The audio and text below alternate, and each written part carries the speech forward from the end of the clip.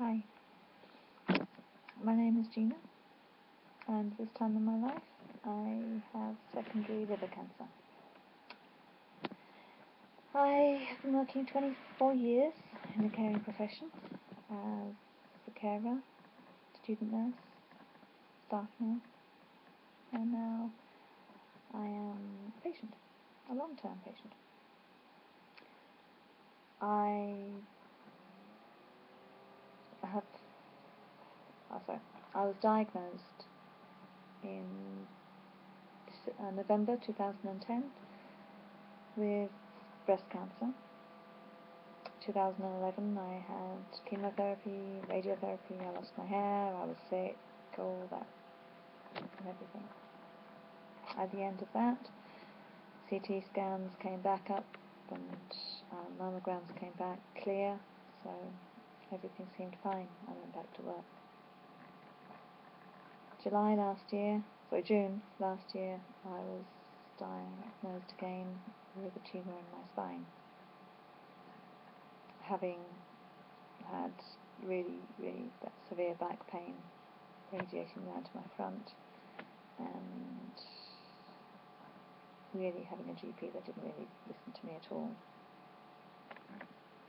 But to cut a long story short, I had spinal surgery and 10 months of radiotherapy. I was in hospital for 5 weeks in total. During that time, I had the privilege of meeting some of the most gracious, dignified, and most beautiful people I've ever had the privilege of meeting, and that was both patients and staff. I was on a 6-bed bay, and I have found out since being discharged that 4 out of those 6 patients have since passed away. That makes me feel sad, obviously, but also a little nervous, to say the least. I was also nursed. I had the privilege of being nursed by some of the most intuitive nurses I've ever met. Nurses who knew their patients. Now that's an expression these student nurses are going to get used to. As soon as you walk out on that ward the very first time and a doctor looks straight at you as opposed to through you and asks you the question, who is this patient? And tell me about them. It's a very scary moment, especially the first time. But these nurses knew their patients on many levels, and showed that in many ways.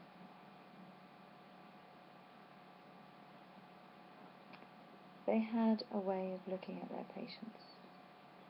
Now this might sound very woolly to some of you very academic students, student doctors, even the more academic student nurses. This may sound very woolly, but these nurses had a way of looking at their patients through the eyes of their heart, not just these.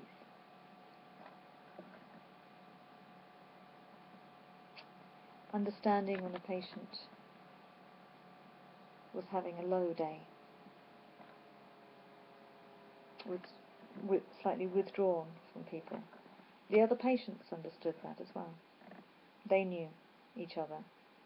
We knew each other. We knew when one of our fellow inmates, if you like, wanted to be left alone, and it was a day when they were just quiet, and other days when they were just up and laughing and larking about, but some days you were just quiet. Nothing wrong, nothing specific, blood pressure was fine, obs were fine, drugs were fine, all the usual medical yada yada were fine, but it was just that they were feeling a little low. They were just feeling a little low.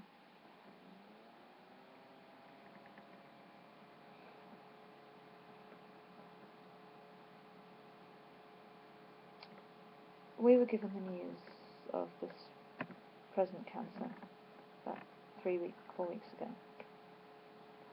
And tomorrow we're going to be given the results of the biopsy and a CT scan that I had 2 weeks ago. What I do know is that whatever treatment they give me now is going to be control and contain, and no longer cure. I haven't been given a prognosis, but it isn't a very good diagnosis.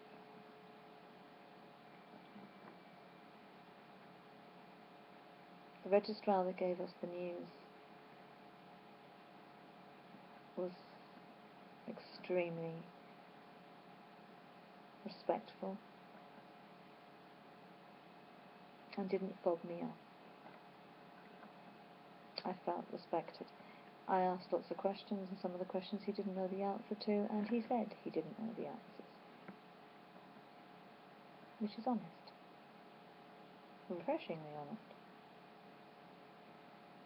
I dropped my hand down by my side and held my husband's hand as he broke the news. This was after he had given a full, he'd had a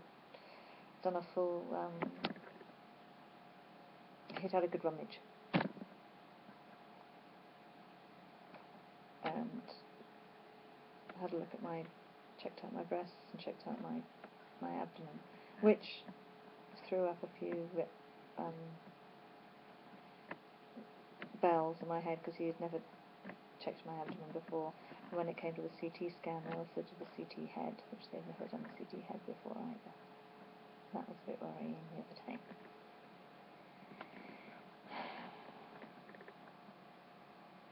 We've obviously told my mum and my dad and my family. Everybody is in the state of limbo at the moment until tomorrow.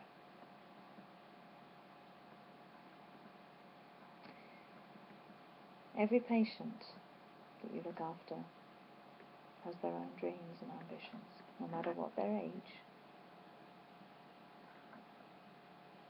My dreams and ambitions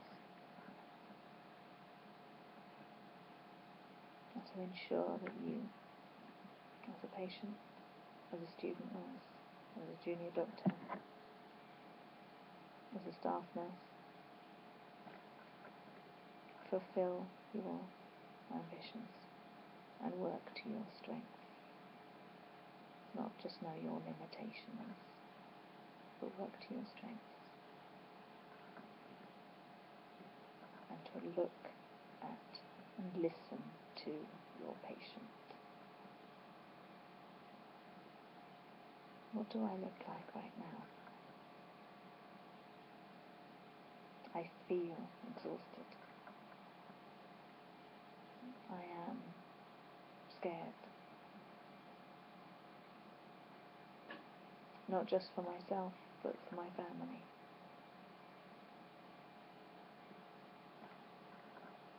I get tearful because of the things I may never see, such as my grandchildren. I will never be called Nanny Tots.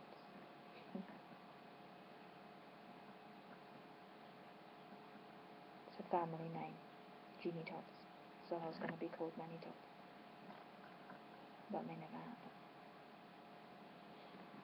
Or at least they'll never know me.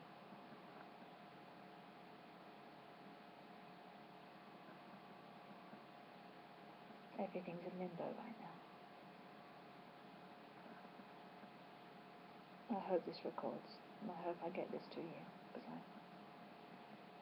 really wanting you to understand what it's like from the patient's perspective. To sound terribly academic. To hear from my heart.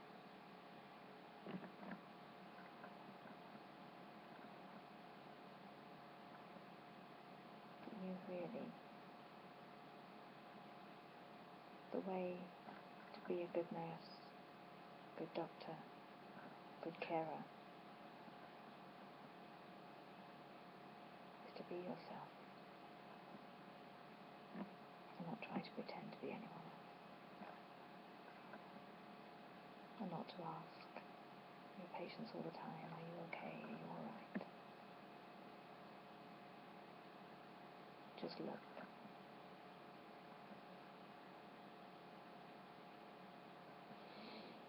There'll be more of these recordings to come, I hope, because I'm going to be with you right to the end. Every week, once I've got this thing sorted out. We shall see what we shall see.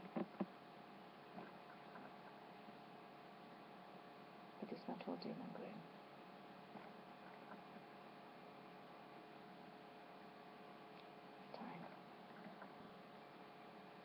Time to turn on the light. Light the candle.